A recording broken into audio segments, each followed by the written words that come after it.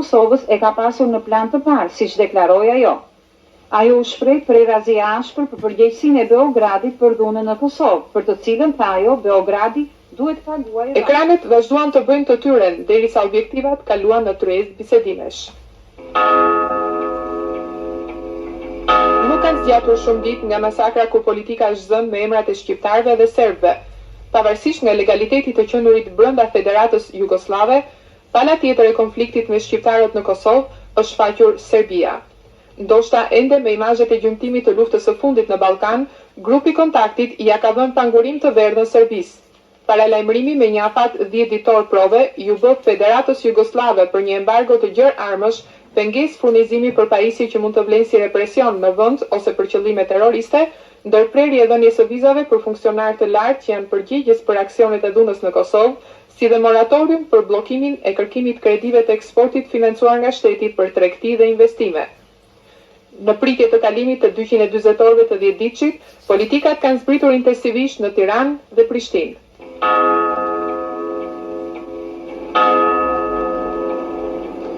Adir Solana nuk ka dashur të kalojnë 24 orë nga diskutimi në NATO i çështjes më të nxehtë të rajonit pa ardhur në Tiranë. Duke i cilësuar bisedë thelbësore të efektshme atë të zhvilluar me kryeministrin shqiptar Nano, Talbot nënvizoi se ardha e tij në Tiranë ishte për të treguar forcimin e miqësisë midis dy vendeve, rëndësinë e veçantë që i japin marrëdhënieve me Shqipërinë presidenti amerikan Clinton dhe sekretarja amerikane e shtetit Albright. Nëse brenda këtyre 3 ditëve nuk do të kenë ndryshime të qëndrimit nga Beogradi, ne do të forcojmë sankcione ndaj Serbisë, tha Gilbert. Shtetet e Bashkuara të Amerikës, vazhdoi ai, janë tepër të shqetësuara për situatën në Kosovë. Dhuna e rritur është rezultati i qeverisjes së keqe të shtetit serb. Sot vazhdoi ambasadori Gilbert kërkoi detyrimisht një zgjidhje politike për Kosovën, gjë që duhet arritur nëpërmjet bisedimeve shqiptaro-serbe. Komisioneri Van den Broek u shpreh se biseduan për intensifikimin e marrëdhënieve dypaqe. Ai besoi në mënyrë të veçantë faktin që Shqipëria dhe qeveria e saj kanë mbajtur një qendrim të moderuar dhe me shumë përgjegjësi për kontrollin e krizave në rajon.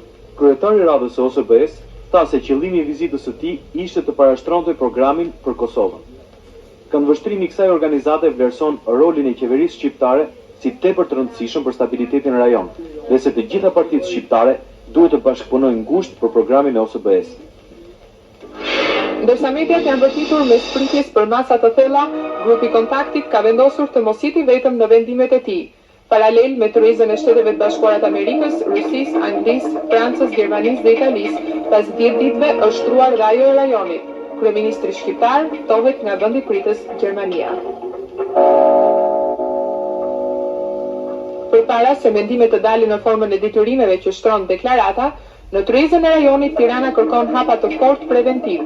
Vazhdimi i konfliktit në Kosovë do të jetë i pashmangshëm nëse këto hapa nuk janë konsekuente të shpejtë, ka kushtëzuar Nano. Mëtej, ato nuk mund të jenë vetëm ekonomik dhe diplomatik, por duhet të përfshijnë dhe ndërhyrjen humanitare ushtarake si një paralajmërim real, nëse autoritetet e Beogradit do të vazhdojnë të sillen me papërgjegjësi dhe si luftë-nxitës. Shqipëria mund të mbështesë realisht koalicionin ndërkombëtar nëse ndihmohet për të krijuar strukturat e nevojshme të kontrollit të lëvizjeve në kufi, të kontrollit të kontrabandës së armëve, të pajisjeve logjistike dhe strukturës adekuate për të parandaluar terrorizmin. Hapat preventiv kanë përkuar me përkufizimin e ministrit të jashtëm anglez Robin Cook në shpjegimin e deklaratës së fundit. Ishte fjala për një diplomaci preventive.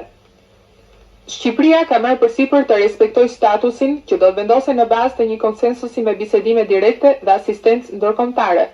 Në një situatë të tillë, përpilimi i një plani të masave të kthimit të bestimit është veçuar gjithashtu si faktor prurës. Skema e deri atëhershme e trajtimit të krizës në Kosovë nëpërmjet diplomacisë së grupit Kontaktit, angazhimi direkt të Shteteve të Bashkuara të Amerikës nëpërmjet një emisari posaçëm për Jugosllavinë të Bashkimit Evropian dhe OSBE-s, Me Gonzales, është mbështetur nga qeveria shqiptare. Kryeministri shqiptar i ka quar opsionet drejt për drejt në grupin e Kontaktit në takimin që ky i fundit pati me të ulurit në tryezën e rajonit.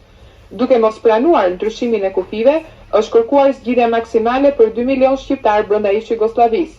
Me këtë është folur për një republikë federative të ngjashme me Malin e Zi.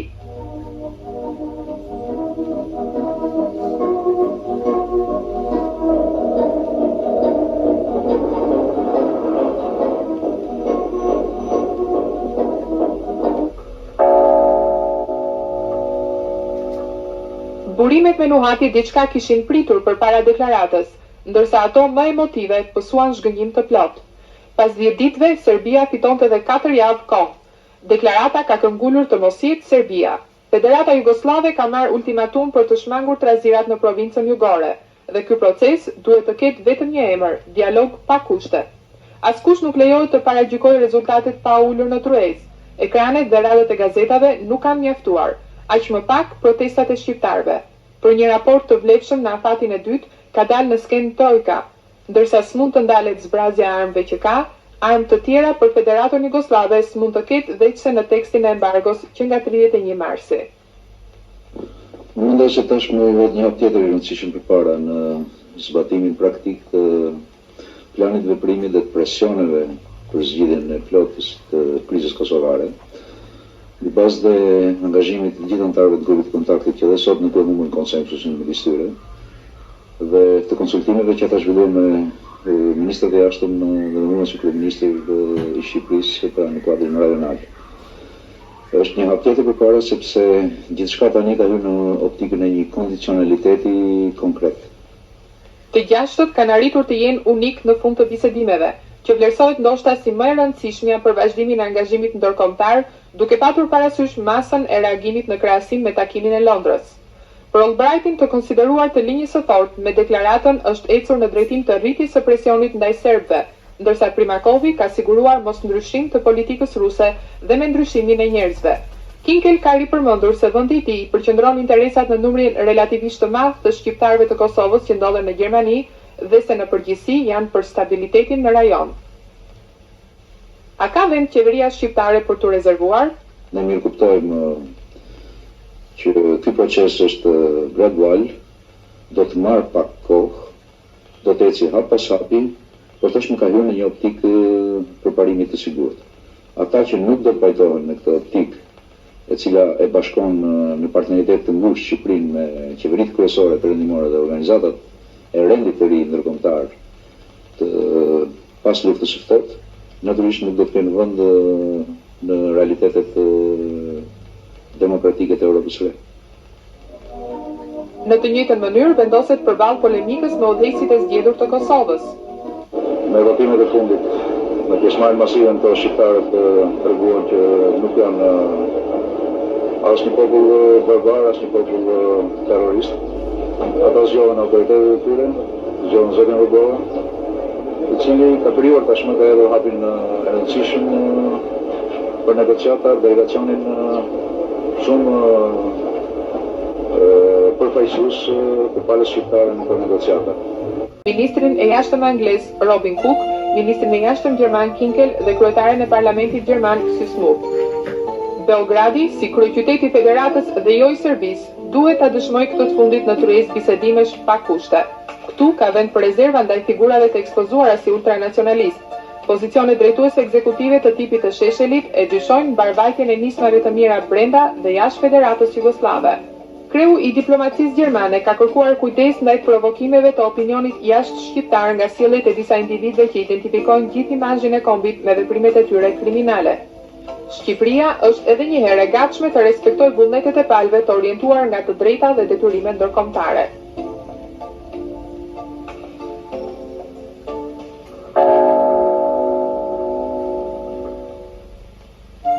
Vjet më parë, rreth 35 gjuhë të transmetimit të stacionit Deutsche Welle i ushtua dhe informimi shqip. Drejtori i përgjithshëm i këtij stacioni, Vajrich, e ka përkufizuar programin shqip si domosdoshmëri informimi për një publik të gjerë shqiptar, rreth gjysmë milioni në Gjermani dhe pjesës tjetër jashtë tij. Një vizitë ndoshta edhe një intervistë në këto valë për kryeministrin shqiptar, me sa duket nuk ka qenë vetëm problem transparence medieje. Which is not something that